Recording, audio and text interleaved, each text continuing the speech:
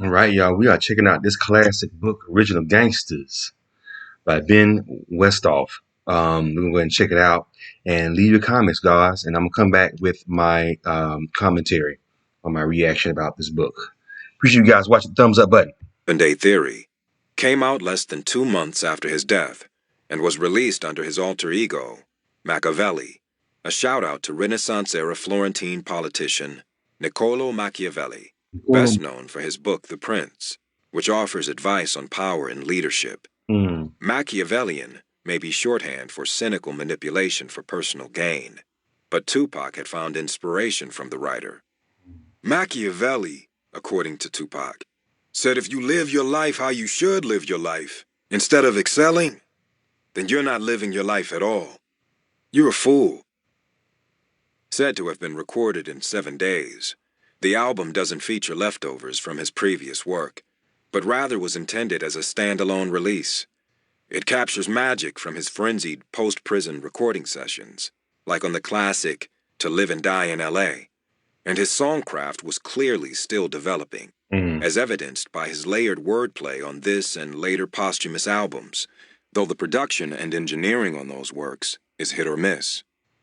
But often the Machiavelli album is a buzzkill, with shots levied against Haitian Jack, Jimmy Henchman, Mobb Deep, Biggie, Puffy, and even Nas, though they'd settled their beef before Tupac died. It's music to rage and spar by, when it was time to grieve and reconcile. I knew Tupac the human being, who wrote Tupacalypse Now and Me Against the World, not the tortured, broken beast who wrote Machiavelli, said Shock G from Digital Underground. I don't recognize my friend Tupac Shakur on Machiavelli. Really? That's someone else. Mutual distrust. Tupac's murder should have been a slam-dunk case. He was a huge celebrity shot down on a crowded street with eyewitnesses galore. So why hasn't it been solved 20 years later? Some blame the Las Vegas Police Department. Their investigation was characterized as sloppy and indifferent, or worse. Former LAPD investigator Russell Poole had a chance to examine their clues and concluded that they hadn't sufficiently followed up important leads. Department members, however, blamed the witnesses' code of silence. It amazes me that when we have professional bodyguards as part of this entourage, that they can't even give us an accurate description of the vehicle. Right. Lead Las Vegas police investigator Sergeant Kevin Manning told gathered reporters. Suge Knight himself adhered to the no-snitching rule, famously saying he wouldn't reveal Tupac's killer even if he knew, because I don't get paid to solve homicides, he told reporter Brian Ross. But a number of death row affiliates did talk. Really? We all told the police that a white Cadillac came up and an arm reached out the window and started shooting, Idi Amin said, who was in the car behind Tupac's. It happened so fast that no one could get an accurate description or a license plate or anything like that. EDI claimed another reason they didn't help police much is because investigators didn't seem particularly interested in what they had to say. I believe neither the police nor the death row affiliates tried hard enough to bridge the gap between them. This atmosphere of mutual distrust began fermenting immediately after the shooting, when police threw Suge, EDI, and others on the ground, assuming them to be the perpetrators. The police were doing what they thought they had to do in that moment of chaos, but in the process fatally harmed their investigation. I think That's crazy. You get shot at and they think you shot. Man, this country, boy. they went through the motions, and that they would have liked to have solved it, said former LAPD investigator Greg Kading of LVPD. You've got this built-in dynamic that leads itself to alienation and separation, as opposed to groups coming together to solve the crime. Suge emerged as a prime suspect. Tupac was planning to leave death row, goes this line of thinking, and murder was his punishment. That, or a way to capitalize on the believed hundreds of unreleased tracks he might have taken to another label, had he lived. Kevin Hackey, who worked as death row security, That fingered makes sense. Suge in the Nick Broomfield documentary Biggie and Tupac. Another bodyguard, Frank Alexander, also believed Suge was involved with the murder, citing all the hurdles thrown in his path when it came to guarding Tupac in Vegas.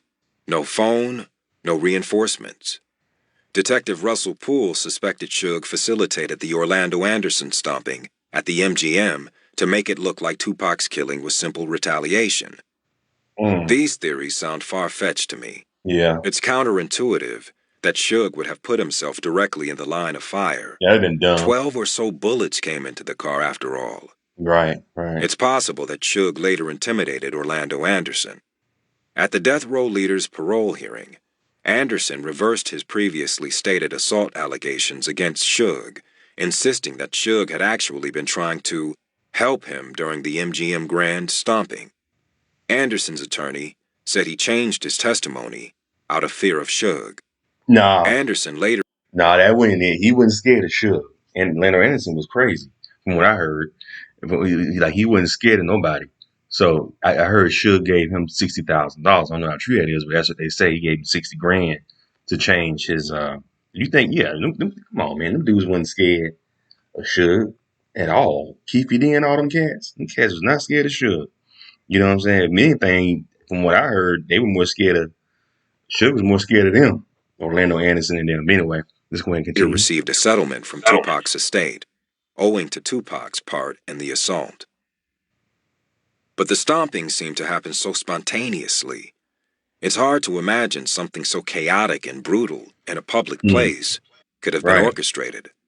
Finally, if Suge wanted Tupac dead, he could have found much cleaner and less risky ways to do it. Ways to do it. I Exactly. also take issue with another theory, later championed by Russell Poole.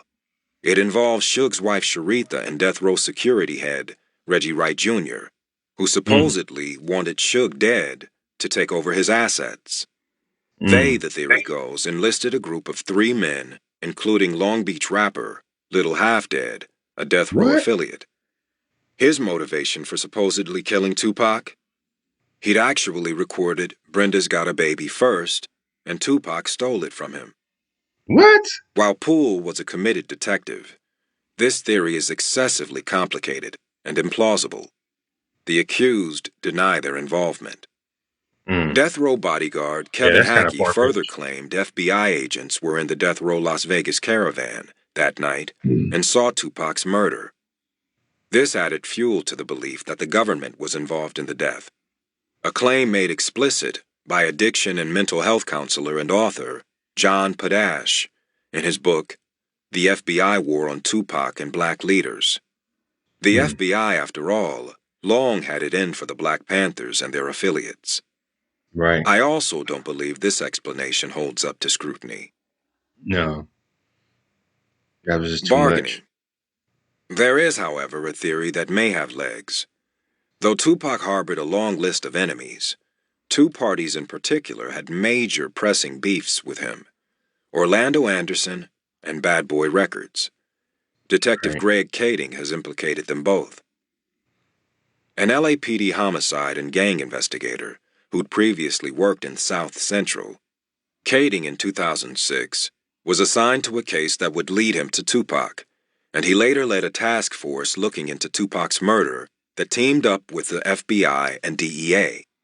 Tupac's slaying was allegedly solicited in LA, which gave Kading's team jurisdiction.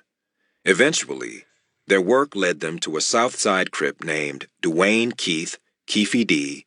Davis, a Compton-based PCP dealer and the uncle of Orlando Anderson. Keefe D., who was in Vegas with his nephew at the time of Tupac's murder, gave a statement to the FBI in 1997. In the statement, he said he and Anderson were uninvolved with the killing and Mm. suggested Suge was responsible for Tupac's murder. More than Wow. a decade later, in interviews with Kading's task force, Keefe D. changed his tune. As Mm. detailed in Kading's 2011 book, Murder Rap, as well as the documentary of the same name, Mm. Keefe D., now facing many years behind bars after a drug bust, called his prior story bullshit. He now Wow. claimed that Puffy had offered him $1 million to murder Tupac and Suge. Keefe D and his crew hadn't come to Las Vegas that weekend in pursuit of Tupac, he added. They'd come for the Tyson fight. Mm. Orlando Anderson arrived in a white Cadillac, which had been rented by the mother-in-law of another member of their party, Keefe D said. But following Anderson's assault, a man named Eric Zip Martin allegedly stepped in. He was Mm. an associate of Puffy's also there for the fight, and according to Keefe D, Zip suggested the occasion might be the perfect opportunity to complete the $1 million contract. In fact, Wow. Keefe D said Zip even gave them his Glock, which he just Mm. happened to have with him. Wow. The group drove to Club 662 and waited for Tupac and Suge for a time before deciding to venture back out to the streets. They were alerted to Suge's BMW near the Maxim Hotel by the screaming female fans who joined the caravan. They did a U-turn, and it was Orlando Anderson who pulled the trigger, Keefe D Mm. told the investigators. Orlando rolled down the window and popped him. If they would have drove on my side, I would have popped them. Mm. Then, after escaping the car full of death row's enforcers, they parked the Cadillac near the hotel and went back to the room to drink and smoke weed. Mm. Keefe D and company never did get their $500,000 for completing half of the job, he said, which is part of the reason he was now giving up Puffy to Kading's investigators. He'd Wow. also been promised immunity for his confession. Keefe added that Biggie was never involved. Mm. Puffy vehemently denied the allegations. Of course. This story is pure fiction and completely ridiculous, he told Mm. LA Weekly in 2011, after Kading released his book. Indeed, there are many reasons to doubt Keefe D's claims. He'd already changed his story once. He's been in Mm-hmm. prison numerous times and was bargaining for his freedom. Even if Keefe D was telling the truth, there is no one to validate his claim that the bad boy mogul offered him $1 million for the murders, given that Keefe D said the men were alone when it happened. Mm. However, there were others pointing a finger at Puffy. In the murder rap documentary, Kading cited a Southside Crip informant who told police that Bad Boy had a standing $1 million contract with the Crip set, with which Orlando Anderson and Keefe D were affiliated. It's Mm. unclear if this was allegedly for the murder of Suge and Tupac, or just Tupac. Former president of Bad Boy, Kirk Burroughs, claimed in a 2003 lawsuit that Bad Boy was suspected to have hired Tupac's killer, but didn't elaborate. That thumbs up button, guys. That thumbs up button. Appreciate you guys listening. Let's continue on. The case for Orlando Anderson as the triggerman is highly compelling. Police reported many anonymous tips suggesting as much, and just about everyone I talked to in the hip-hop community believes he did it. But even Yeah. if he were the triggerman, it's possible he shot Tupac as a direct response to his beating, rather Of than as course. the result of a wider conspiracy. Right. One person who cannot weigh in is Orlando Anderson. He was killed in 1998, less than 2 years after Tupac's murder, following Mm. a shootout at a Compton car wash. Police deemed the incident unrelated to Tupac's slaying, but Mm. Anderson's name will forever be linked to the rapper, though he was never charged and denied his involvement. Mm. Anderson left 4 daughters behind. His Damn. troubled past included a string of arrests, but he wanted to turn his life around through music, starting a rap label called Success Records with his half-brother Pooh, and building a home recording studio. Journalist William Shaw visited the spot and spoke with Pooh, who proclaimed Orlando's innocence in the Tupac case, said he'd segued out of gang life, and called him the most charismatic person that I ever knew. Other Mm. associates of Anderson's thought his early death was not particularly newsworthy. After Mm. all, Anderson, like Eazy-E, attended Dominguez High School in Compton. There, as Shaw points out in his 2000 book, West Siders, the yearbook contained a full-page ad for a local mortuary. Mm. Damn. That's crazy. Anyway, y'all, what y'all think about this, man? Good book, Original Gangsters. Um, Untold Story of Dr. Dre, Easy, Ice Cube, Tupac, and the birth of West Coast rap. being that we are celebrating 50 years of hip hop. This is the anniversary of hip hop 50 years. 50 years, right? Anyway, what y'all think about this? Leave y'all comments and subscribe to Charles and Ezra. Appreciate it.